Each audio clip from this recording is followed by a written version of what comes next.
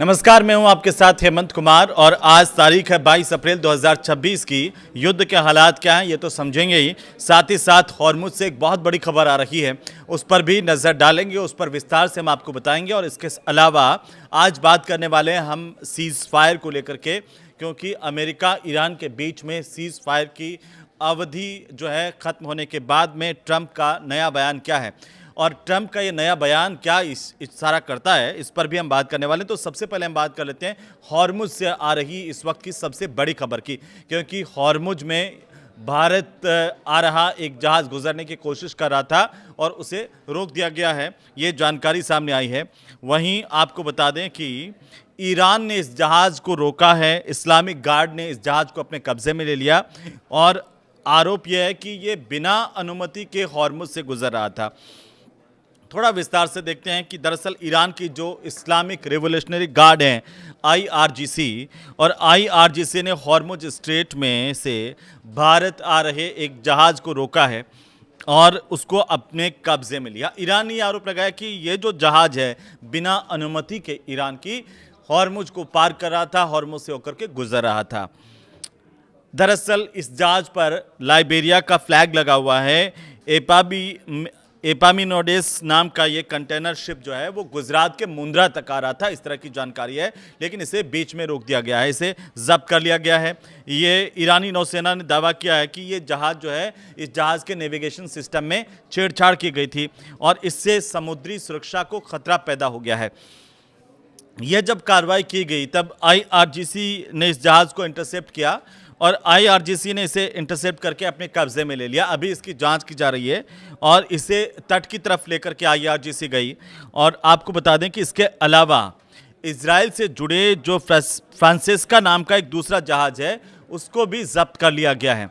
ये दोनों ही जहाज़ भारत के नहीं हैं, लेकिन ये जो जहाज़ था, एक जहाज़ वो भारत के गुजरात के मुंद्रा तक आ रहा था, इसे जब्त किया गया। तो यहाँ भारत में भी चर्चाएं तेज़ी से उठने लगी और इस बात को लेकर चर्चा होने लगी कि ईरान ने इसे आखिर क्यों रोका। लेकिन ईरान की तरफ से ये साफ किया गया कि इसके नेविगेशन सिस्टम में कोई छेड़छाड़ की गई थी और इसकी वजह से समुद्री जो यातायात है उसमें बड़ा खतरा पैदा हो गया था, इसकी वजह से, जहाज़ की वजह से, इसलिए इसको कब्जे में लिया गया है और इसकी जांच की जा रही है। लेकिन आप देखिए कि इजराइल से जुड़ा हुआ फ्रांसिस्का नाम का दूसरा जो जहाज़ है उसको भी जब्त किया गया है ईरान की तरफ से, और इसके अलावा यूफोरिया नाम के जहाज़ पर भी हमला होने की जानकारी अभी अभी आ रही है।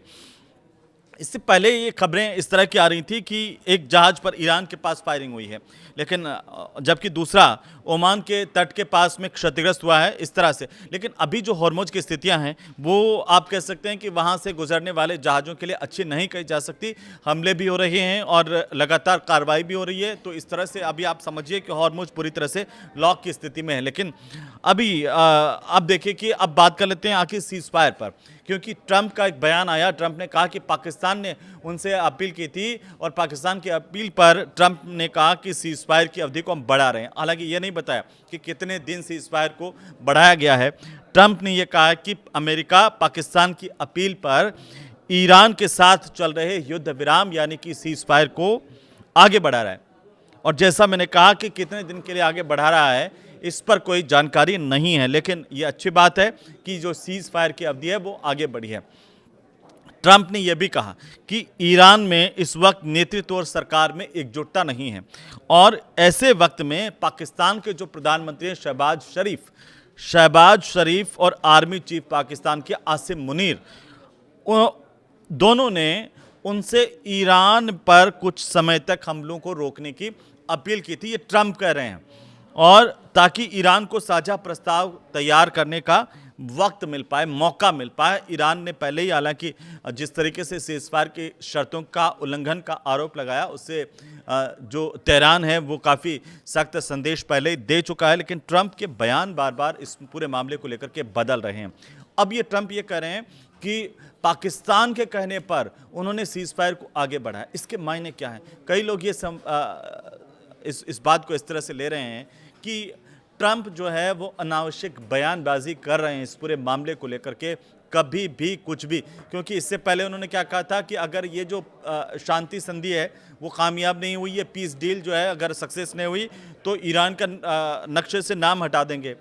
फिर वो उन्होंने अपने बयान में फिर बदलाव किया। फिर उन्होंने कहा कि हम तो तैयारी कर रहे हैं इस दौरान और बारूदी हमले करेंगे। तो ये एक अलग अलग तरह की जिस तरीके की बयानबाजी ट्रंप कर रहे हैं इस पूरे युद्ध के दौरान, सबने पूरी दुनिया ने देखा। उससे ट्रंप की जो छवि है वो उसको पलीदा लगा है, क्योंकि अब जो ट्रंप है वो पाकिस्तान को जिस तरीके से बड़ा चढ़ा करके पेश कर रहे हैं, आपको लगता है कि पाकिस्तान के कहने पर ट्रंप कहीं भी जो है वो सीज़फायर बढ़ा देंगे या फिर हमला कर देंगे? ऐसा नहीं है। लेकिन फिर भी ट्रंप का ये बयान जो है वो क्यों दिया गया, इसे लेकर कई लोग ट्रंप को मूर्ख तक कह चुके हैं। लेकिन हम आते हैं आगे की बात पर, क्योंकि ट्रंप ने ये कहा कि इस अपील को उन्होंने माना और अमेरिकी सेना को फिलहाल उन्होंने हमला रोकने का आदेश दिया है। हालांकि सेना को पूरी तरह से तैयार रहने के लिए भी कहा है और इस दौरान ईरान पर दबाव बनाए रखने के लिए नाकेबंदी जो है वो जारी रहेगी। लेकिन इस नाकाबंदी को लेकर के फ्रांस का बहुत बड़ा बयान आया है, इसे सही करार नहीं दिया है। अब ये तो साफ हो गया कि फ्रांस जो है कहीं ना कहीं अमेरिका के तरफ झुकाव में तो नहीं है, और फ्रांस ने क्या कुछ कहा है उस पर हम आगे और विस्तार से बात करेंगे। लेकिन ट्रंप ने ये जो कहा कि सीज फायर तब तक जारी रहने वाला है जब तक ईरान अपनी ओर से ठोस और एकजुट प्रस्ताव नहीं दे देता और बातचीत जो पूरी ये पीस संधि की है वो पूरी नहीं हो जाती है, चाहे उसका नतीजा कुछ भी निकले। पिछले 24 घंटे के 5 बड़े अपडेट्स पर अगर दोस्तों नज़र डालें तो सबसे पहले ट्रंप की धमकी का जिक्र आता है। ट्रंप ने इस 24 घंटे में धमकी चेतावनी दी कि अगर पीस डील नहीं हुई तो अमेरिकी सेना जो है वो हमले के लिए पूरी तरह से तैयार है और आदेश मिलते ही कार्रवाई कर सकती है। उन्होंने कहा कि सीज फायर आगे नहीं बढ़ाएंगे, लेकिन हुआ क्या? हुआ यह उलट कि 24 घंटे में ट्रंप ने अगला बयान दे दिया और कहा कि हम सीज फायर पाकिस्तान के कहने पर आगे बढ़ा रहे हैं।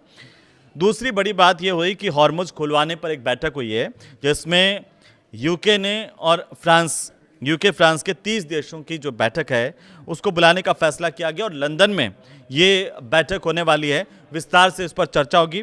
वहीं एक और महत्वपूर्ण बात यह हुई है कि जेडी वेंस की पाकिस्तान की यात्रा फिलहाल के लिए टल गई है, इस तरह की खबरें आ रही है। अमेरिका के जो उपराष्ट्रपति हैं जेडी वेंस, उनकी पाकिस्तान की यात्रा टाल दी गई है।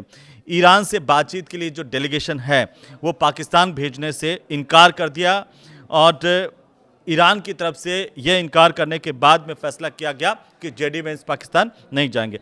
हूती विद्रोहियों को लेकर के भी एक बहुत बड़ी अपडेट है, वो यह है कि यमन के जो हूती विद्रोही हैं उन्होंने अब चेतावनी दी है कि जंग अभी खत्म नहीं हुई है और अमेरिका और ईरान के बीच बना सीज फायर कमज़ोर है और इसीलिए आगे बड़ा संघर्ष होना तय है। ये हूती विद्रोहियों की तरफ से बताया गया है। फ्रांस की टिप्पणी जिसका जिक्र हम कर रहे थे वो भी इन्हीं 24 घंटों में बहुत बड़ी अपडेट हुई है कि फ्रांस के जो राष्ट्रपति हैं इमैनुअल मैक्रों, उन्होंने हॉर्मुज स्ट्रेट की नाकाबंदी को अमेरिका की बहुत बड़ी गलती करार दिया है।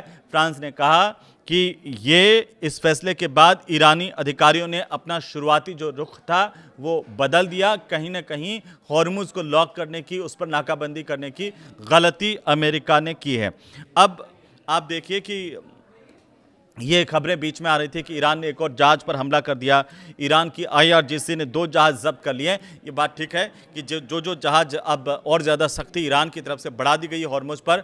अगर कोई बिना अनुमति के जहाज गुजरने की कोशिश कर रहा है तो उस पर कार्रवाई भी हो रही है और ईरान उसे जब्त भी कर रहा है। लेकिन सबसे बड़ी बात यह है कि तनाव एक तरफ बढ़ता जा रहा है और ये तनाव जो है वो आखिर इस दुनिया को कहाँ लेकर के जाएगा, ये आप कमेंट में आज हमें बताएंगे। इस पर आप क्या सोचते हैं? बाकी कैसे वीडियो देखने के लिए हमारे साथ जुड़े रहिए। नमस्कार।